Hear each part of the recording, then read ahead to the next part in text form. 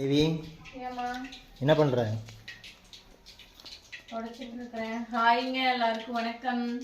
இன்னைக்கு பார்த்தீங்கன்னா நம்ம வீட்டுக்கு வந்து கெஸ்ட் வராங்கங்க. வேற யாரும் இல்லைங்க, எங்கள் அண்ணா தான் வராங்க.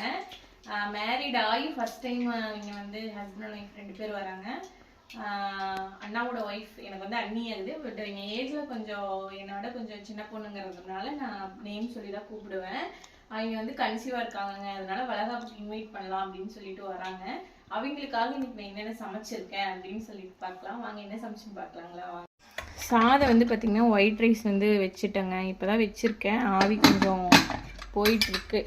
அடுத்து ஸ்வீட்டுக்காக பார்த்திங்கன்னா பால் பாயாசம் வந்து செஞ்சுருக்கேங்க. எங்களுக்காக ஸ்வீட் கடையில் வாங்கலான்னு தான் பார்த்தோம், ஆனால் வேண்டாம் கன்சீவாக இருக்காங்க அப்படிங்கிறதுக்காக வீட்லேயே வந்து பால் பாயாசம் செஞ்சுட்டேன்.